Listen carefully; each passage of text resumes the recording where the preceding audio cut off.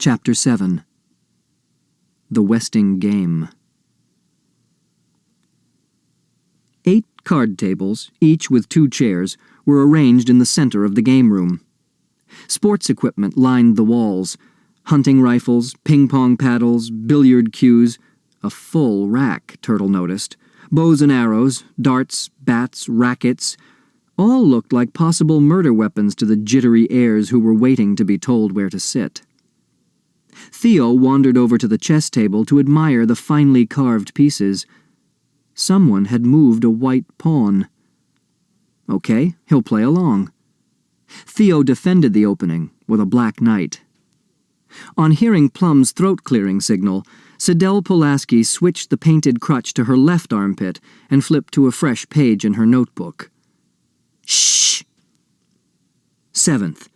And now, dear friends, relatives, and enemies, the Westing game begins. The rules are simple. Number of players, 16, divided into 8 pairs. Each pair will receive $10,000. Each pair will receive 1 set of clues. Forfeits. If any player drops out, the partner must leave the game. The pair must return the money. Absent pairs forfeit the $10,000.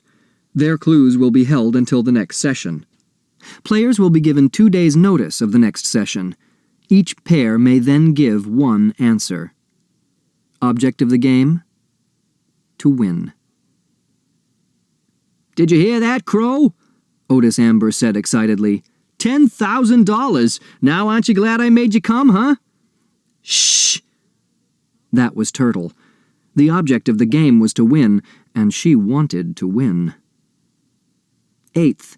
The heirs will now be paired. When called, go to the assigned table. Your name and position will be read as signed on the receipt. It will be up to the other players to discover who you really are. 1. Madam Sun Lin Hu, cook. Jake Wexler, standing or sitting when not lying down. Grace Wexler did not understand her husband's joke about position. Mr. Hu did, but he was in no mood for humor. $10,000 was at stake. Both pleaded for their absent spouses. Emergency operation. My wife doesn't even speak English. To no avail. Table 1 remained empty and moneyless. 2. Turtle Wexler, witch. Flora Bomback, dressmaker. Sighs of relief greeted the naming of Turtle's partner, but Flora Bomback seemed pleased to be paired with the kicking witch. At least her face was still puckered in that elfin grin. Turtle had hoped for one of the high school seniors, especially Doug Hu. 3. Christos Theodorakis, birdwatcher. D. Denton Deere, intern, St. Joseph's Hospital, Department of Plastic Surgery. Theo protested. He and his brother should be paired together. Chris was his responsibility. Mrs. Wexler protested. Dr. D should be paired with his bride-to-be. D. Denton Deere protested, but silently. If this had been arranged for free medical advice, they, whoever they are, were mistaken. He was a busy man. He was a doctor, not a nursemaid. But Chris was delighted to be part of the outside world. He would tell the intern about the person who limped into the Westing house. Maybe that was the murderer, unless his partner was the murderer. This was really exciting, even better than television. 4. Alexander McSuthers, doorman. J.J. Ford, judge, Appellate Division of the State Supreme Court. The heirs watched the jaunty doorman pull out a chair for the judge. It had never occurred to them that Sandy was a nickname for Alexander, but that couldn't be what Sam Westing meant by, "It will be up to the other players to discover who you really are." Or could it? The judge did not return the chip-toothed smile. Doorman, he calls himself, and the others had signed simple things too. Cook, dressmaker. The podiatrist had even made fun of his position. She must seem as pompous as that intern, putting on airs with that title. Well, she had worked hard to get where she was. Why shouldn't she be proud of it? She was no token. Her record was faultless. Watch it, Josie Joe. Westing's getting to you already, and the game has barely begun. 5. Grace Windsor Wexler, heiress. James Shin Hu, restaurateur. Grace Windsor Wexler ignored the snickers. If she was not the heiress now, she would be soon, what with her clues, Angela's clues, Turtle's clues, Denton's clues, and the clues of Mr. Hu's obedient son. $5,000 lost. Oh well, who needs Jake anyway? She'd win on her own. You'll be happy to know that Mr. Westing was really my Uncle Sam, she whispered to her partner. So what? Thought Mr. Hu. $5,000 lost. He should have told his wife about this meeting, dragged her along.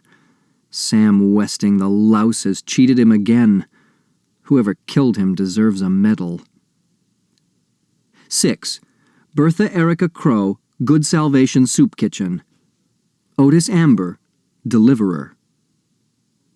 The delivery boy danced a merry jig, but Crow, her sore foot squeezed back into her tight shoe, headed for table 6 with a grim face. Why were they watching her? Did they think she killed Windy? Could the guilty know her guilt? Repent. Crow limps, Chris Theodorakis noted. 7. Theo Theodorakis, brother. Doug Hu, first in All-State High School mile run. They slapped hands, and Doug jogged to table 7. Theo moved more slowly. Passing the chessboard, he saw that White had made a second move. He countered with a black pawn. Maybe he should not have written brother, but like it or not, that was his position in life. Chris was smiling at him in pure sweetness, which made Theo feel even guiltier about his resentment. I guess that makes us partners, Miss Pulaski, Angela said. Pardon me, did you say something? 8. Sidel Pulaski, secretary to the president. Angela Wexler, none. Angela stepped tentatively behind the secretary, not knowing whether to ignore her disability or to take her arm. At least her crippled partner could not be the murderer, but it was embarrassing being paired with such a... No, she shouldn't feel that way. It was her mother who was upset. She could feel the indignant anger without having to look at Grace. Her perfect daughter was paired with a freak. What good luck, the hobbling Sidel Pulaski thought. Now she would really be noticed with such a pretty young thing for a partner. They might even invite her to the wedding. She'd paint a crutch white with little pink nosegays. Denton Deer was troubled. What in the world did Angela mean by none? Once again, Edgar Jennings Plum cleared his throat. Nasal drip, Denton Deer whispered, confiding the latest diagnosis to his partner. Chris giggled. What's the crippled kid so happy about? The intern wondered. 9th, money. Each pair in attendance will now receive a check for the sum of $10,000. The check cannot be cashed without the signatures of both partners. Spend it wisely or go for broke. May God thy gold refine. A piercing shriek suddenly reminded the Westing heirs of murder. While passing out the checks, the lawyer had stepped on Crow's sore foot. Is this legal, Judge? Sandy asked. It is not only legal, Mr. McSuthers, Judge Ford replied, signing her name to the check and handing it to the doorman. It is a shrewd way to keep everyone playing the game. 10th, each pair in attendance will now receive an envelope containing a set of clues. No two sets of clues are alike. It is not what you have, it's what you don't have that counts. Placing the last of the envelopes on table 8, the young lawyer smiled at Angela. Sidel Pulaski smiled back. This makes no sense, Denton Deer complained. 4 clues typed on cut squares of Westing super-strength paper towels lay on the table before him.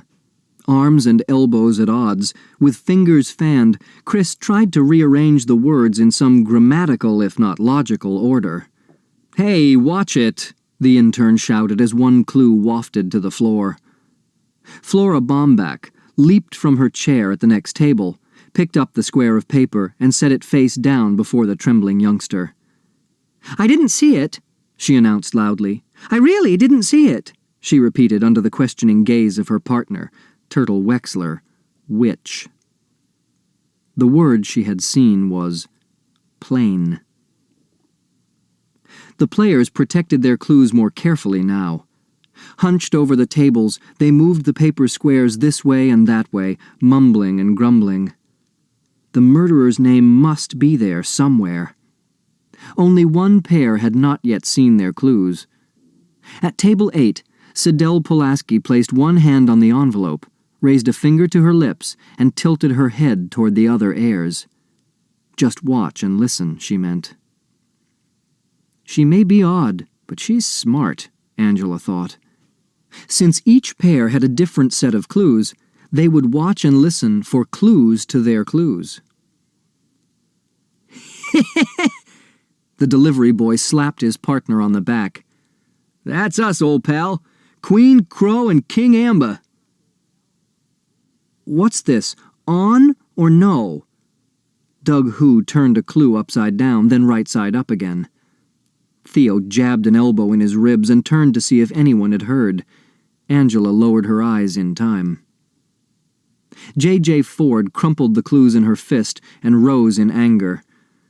"I'm sorry, Mr. McSuthers. Playing a pawn in this foolish game is one thing, but to be insulted with minstrel show dialect— Please, Judge, please don't quit on me," Sandy pleaded. "I'd have to give back all that money. It would break my wife's heart, and my poor kids." Judge Ford regarded the desperate doorman without pity. So many had begged before her bench. "Please, Judge, I lost my job, my pension. I can't fight no more. Don't quit just because of some nonsensical words." "Sticks and stones can break my bones, but words will never hurt me," she had chanted as a child. Words did hurt, but she was no longer a child, nor a hanging judge, and there was always the chance— "All right, Mr. McSuthers, I'll stay." J.J. Ford sat down, her eyes sparkling with wickedness. "And we'll play the game just as Sam Westing would have played it. Mean."